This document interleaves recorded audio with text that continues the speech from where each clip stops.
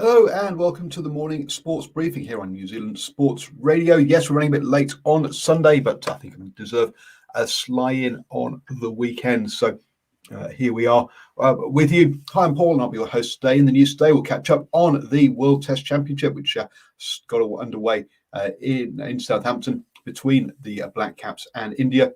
Also, we'll catch up on NRL news. We've got a report from the Warriors game from Richie, one of our co-hosts of the Standoff Show on Wednesday evenings at 8 p.m. Also, we had Super Rugby Trans-Tasman final last night between the Blues and the Highlanders. The A-League is in their semi-final stage. We've also got finals basketball from the NBA and the NBL, as well as regular season basketball from the Sal's NBL. There's netball action in the ANZ Premiership, as well as golf at the US Open, also and on the LPGA Tour. And then there's also supercar action as well over in Australia to cover. So this is your best way to start the day up to speed with all of the important sports news. And it was race 12 at the Merlin Darwin Triple Crown yesterday. Chaz Mostert won the race, and with Cameron Walters close behind him, or some way back behind him. The championship leaders, Shane Van Gisbergen, finished in 13th place, with Jamie Whincup, the second in the championship, in 12th. So those two are both well down the order yesterday. Cameron Walters now climbs, Chaz Mostert now climbs up into third place in the standings after the win in that one. Chaz Mostert just behind him.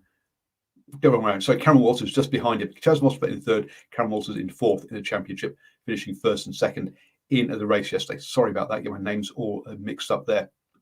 Over in the ANZ Premiership, and comfortable win for the Stars over the Steel, beating them 53-43 in that one to cement their place at the top of the table. Oh dear, bless me. In that one. Moving on to the golf in the LPGA quarter, is leading the Malaysia LPGA Classic at 20 under par. She was 10 under par in round three, storming away in that one. She's 3 shots clear of Maguire. Lydia Ko, having a tough time of it, is down in tied 64th place at 5 under par in that one. This tournament not going her way. Over at the PGA, and the third round is currently live. Henley is leading the way there from the USA at 6 under par, being chased by Bland from England at 5 under par in that one there. Some big names that are still within touching distance. Copier, DeChambeau and McIlroy are all at 2 under par, 4 shots behind there, with the best part of 2 rounds still to go. So we'll have to wait and see how that one all pans out. Moving on to the basketball, and over in the NBA, the 76ers tied things up with the Hawks at 3-3 in the series, winning that game 104-99, which means it will go down to a decider tomorrow. That'll be a midday New Zealand time. The Clippers, though, beat the Jazz 131-119 to win their series 4-2, and that sees them go through to the conference finals against the Phoenix, who came through 4-0 in their series. So the Clippers versus the Phoenix in that one, the second seed versus the 4th seed in the West. Over in the East, though, we still don't have either of the teams through. We'll get one of those today as the Nets take on the Bucks at 12:30 p.m. New Zealand time. Over in the NBL in Australia, and the Melbourne United have taken a 1-game lead over the Wildcats, 73-70 in their final series. That's 1-0 to Melbourne United. They're back in action today at 7 p.m. In the Sal's NBL, we had 2 games yesterday, and as predicted, there were 2 comfortable wins. The Southern Sharks beat the Franklin Bulls 101-69, and the Wellington Saints beat the Taranaki Mountaineers 89-63. So Sharks top of the table Wellington Saints back into second place. The Auckland Huskies sat in fifth there, still having an outside chance of, or with still hunting that fourth place that would get them into the finals. The Franklin Bulls down in eighth place, to say their hopes of finals are well and truly over. Today, in the Sal's NBL, we've got 3 games. The Manawatu Jets taking on the Hawke's Bay Hawks. Hawke's Bay Hawks are going to try to keep the pressure on the Wellington Saints. They sit in third place at the moment. The Otago Nuggets take on the Franklin Bulls. Franklin Bulls having to back up after losing last night to the Southern Sharks on that southern swing, playing both in Dunedin and or playing in Invercargill last night and Dunedin tonight. The Otago Nuggets looking it's currently in fourth place, looking to cement that. Looking to really fight for that playoff place, a must-win game for them. And then the Canterbury Rams up against the Taranaki and Mountaineers. You've got to say the Rams favourites in that one, and Mountaineers have a bottom of the table currently. Moving on then to the A-League, and Sydney FC beat Adelaide United 2-1 last night to go through to the grand final. They'll find out who they'll meet today as Melbourne City take on Macarthur FC. Macarthur FC made it to the semi-finals in their first ever season in the A-League, so congratulations to them. Can they go one step further, make it to the grand final? We'll find out. Kick-off at 6:05 this evening. Over in the NRL, we had 3 games last night, and let's hand over to Richie from the standoff, who'll bring us a report of how the Warriors went against the Knights yesterday. Hi everybody, it's Richie from the Standoff Rugby League show on Wednesday nights. The Warriors have gone down in another close match, 10 points to 6 to the Newcastle Knights. To be fair, it wasn't the prettiest game to watch in very tough conditions, and the Knights just seemed to adapt better to the conditions. The Warriors scored first through Ewan Aitken, who scooped up on a loose ball and went 80 metres to score. However, the Knights were able to reply through Lachlan Fitzgibbon, and then were able to grab the match-winning try a few minutes out from full-time through Brodie Jones. Disappointment for the Warriors. The Dragons also beat the Raiders 22-20 in a tight one there, but the Storm had a comfortable win over West Tigers, 66-16 in that one. 2 more games today. The Eels take on the Bulldogs at 4:00 and the Titans against the Sea Eagles at 6 p.m. It was the Super Rugby Trans-Tasman final last night between the Blues and the Highlanders at Eden Park. 36,000 people got into the ground to watch the game. A good crowd number there. Early blood to the Highlanders, who knocked a penalty on 5 minutes after having settling into the game much better.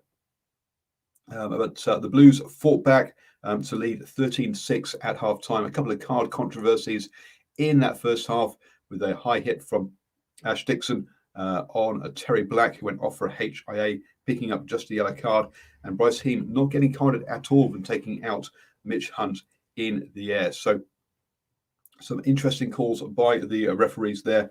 In the second half, the Highlanders used the boot to get themselves back into a 1-point lead at 2-point lead at 13-15 on the 66-minute mark, with Josh Winey hitting over a long penalty goal there. But Harry Plummer came on to knock over a difficult penalty to take a 1-point lead, and a late try after a Hoskins 2-2 break off turnover ball. Saul Gibson dive over, won the game 23-15 to the Blues in that one, picking up their first victory, the first Super Rugby title in 18 years, but also their first title since the Brisbane Tens, as we were reminded last night. Our post-match reaction show. Don't forget to join us at 8 p.m. this evening, where I'll have Archwin and Stephen Harris on, who I think are both in the ground to give you our reaction to the game. And we'll probably look back over the whole tournament as well in that one this evening at 8 p.m. Moving on to the cricket then, we've got 2 test matches on at the moment. First up, we'll have a quick chat about the South Africa's tour of the West Indies. South Africa were all bowled out for a 298 A real interesting, strange scorecard with Quinton de Noc top scoring with 96. Dean Elgar with 77 was the only other batsman to get over 30 runs in this one, with 6 batsmen getting out in single figures as South Africa bowled out for, let's say, 298.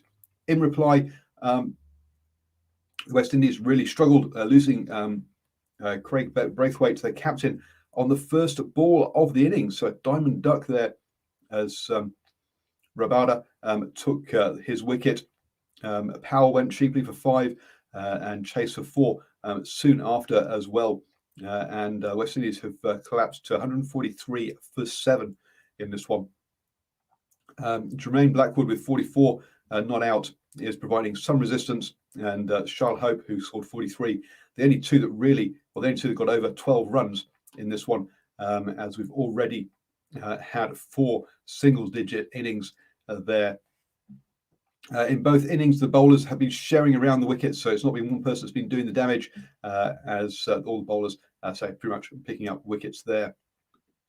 The same can't be said for the World Test Championship over in Southampton, which was interrupted by bad light in the end. So we just got 64.4 overs in this one. India currently 146 for 3. The openers put on a 62 run partnership, but were both out close together soon after that, with Sharma going for 34 and Gill for 28. That brought Pujara and Kohli to the crease. Kohli currently 44, not out in that one. But Pujara stuck around for quite a long time. Faced 54 balls, but only scored 8 runs there. A bit of a rock, but they're not getting the scorecard moving. Rahane has joined Kohli and is at 29 not out there. The wickets again spread around. Carl Jamieson got the initial breakthrough, and Neil Wagner took the second wicket, while Carl Jamieson got Pujara.